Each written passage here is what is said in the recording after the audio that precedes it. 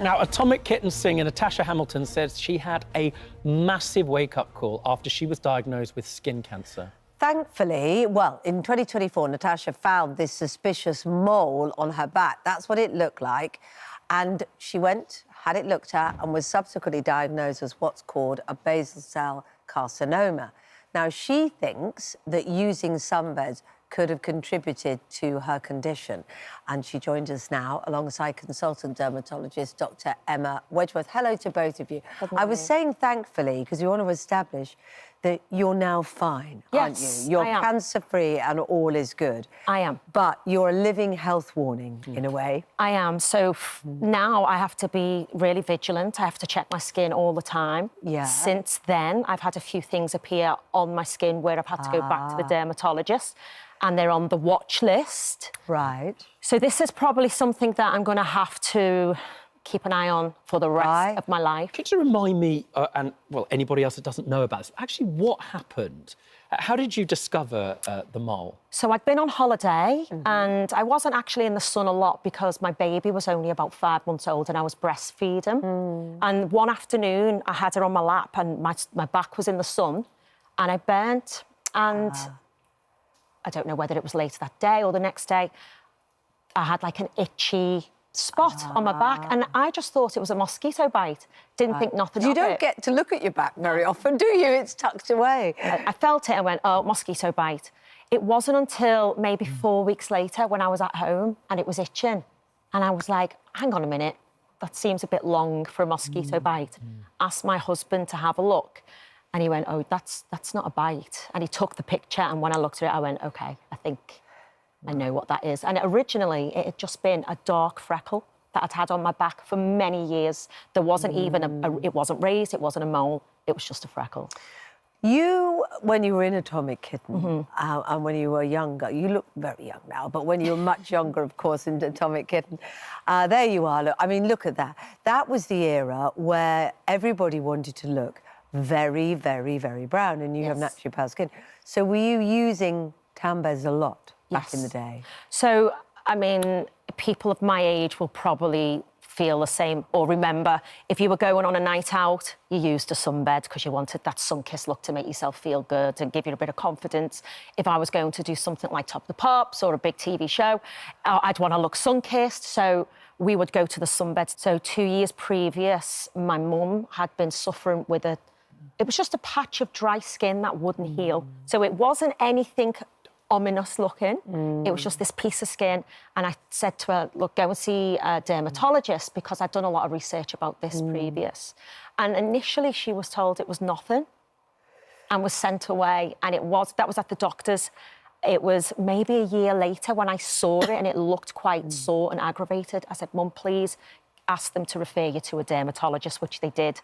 And straight away they said, look, it is skin cancer. She had a lot of cancerous cells burnt off her face, which I know was very painful for her. And then she had the basal cell carcinoma removed, which you can see now. Dr. Emma, you know, when Natasha was jumping across the road and about to go on Top of the Pops, the look was for very, very tan skin. I'm old enough to remember doing it myself. I've got slightly darker skin than you. Not necessarily tan beds, because I didn't ever have the money for that. But, you know, but I would quite like the look of slightly burnt skin. But I thought that had sort of gone. I thought that had gone. And when people use tanning salons now, there were lots of restrictions to prevent that happening. I think people do, unfortunately, still want a bit of a tan. And if you look on social media, actually, we don't often see that there's a whole spectrum of skin tones. Natasha, you were saying that you've got type 1 skin. That's the same as me. Really, really light skin that doesn't do that well in the sun.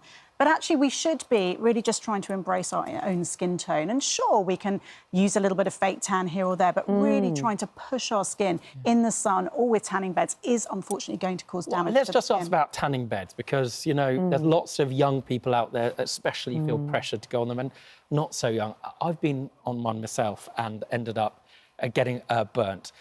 But I guess your question is an important one as a medical professional. Do you think there's a link between tanning beds and skin cancer?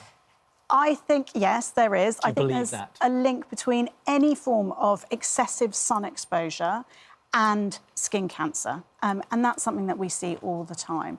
Not everybody is going to get a skin cancer, but there will be some people who are more predisposed. You mentioned your mum had it. So if you've got a family history, if you've got light skin, you are much more likely to get. Can I ask you, research last week from a major skin charity, they say that I think it's 1 in 3 young people are going on sunbeds.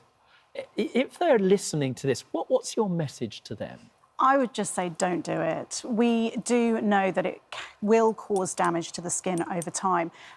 We don't want everyone to stay inside constantly. Go out in the summer when we ever get some form of sun. Go and enjoy yourself, but just be careful because your skin has to last you a long time and we really don't want to cause it damage. Before we give, there's a right of reply, as we call it, from the Sunbed Association. But really quickly, people are really scared of the word cancer and they don't want to look, etc. We've got a doctor here.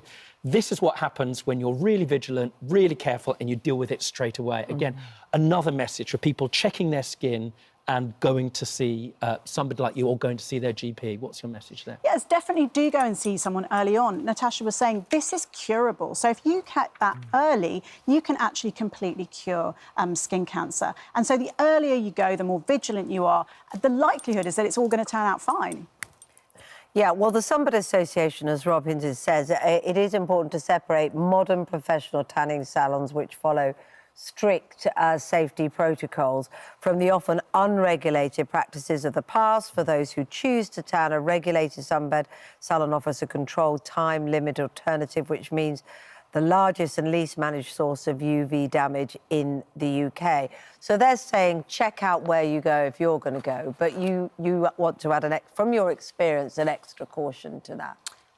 As I said, I think any excessive UV exposure does cause skin damage, so I would advise avoiding.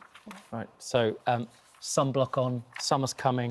Yes. UV 50, good quality one. I think that's the advice. And check your skin. And check your skin. Check your skin. Thank you so much. And if you're worried, actually, about any of the things you've raised, maybe it's related to something you're going to, you can find advice and support at itv.com/helplines.